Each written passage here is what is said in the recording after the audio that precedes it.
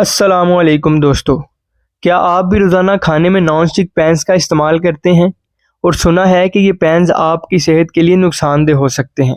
तो आज की वीडियो में हम यही जानेंगे, क्या नॉन स्टिक पैन्स वाकई कैंसर या किसी और बीमारी का सबब बन सकते हैं। तो वीडियो को एंड तक ज़रूर देखिएगा।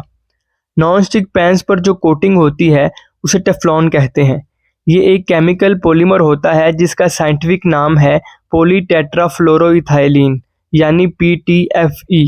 इस कोटिंग का फ़ायदा ये होता है कि इस पर खाना चिपकता नहीं और आपको कम तेल में कुकिंग का मौका मिलता है। लेकिन सवाल उठता है, क्या ये कोटिंग सेफ है?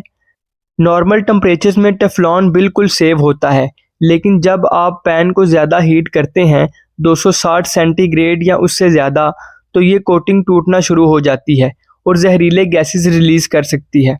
इन गैसेस से टेफ्लॉन फ्लू या पॉलीमर फ्यूम फीवर हो सकता है, जिसमें सर दर्द, बुखार और घबराहट महसूस होती है। कुछ पुराने नॉनस्टिक पैन्स में एक और केमिकल होता था, PFOA, जो कैंसर से लिंक किया गया।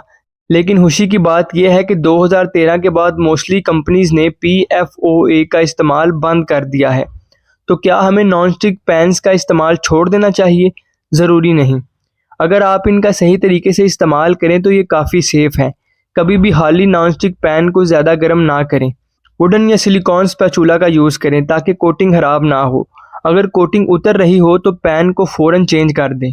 नॉनस्टिक पैन्स को ज़्यादा पुराना ना होने दें, 1-2 साल के बाद नया ले लें। तो दोस्तों, बात यह है कि नॉनस्टिक पैन्स तब तक सेफ़ हैं जब तक आप उनका सही तरीके से इस्तेमाल करते हैं।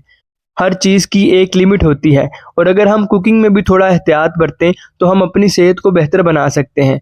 अगर आपको वीडियो पसंद आई तो लाइक, शेयर और सब्सक्राइब ज़रूर करें। अल्लाह हाफिज़। सेहतमंद रहिए।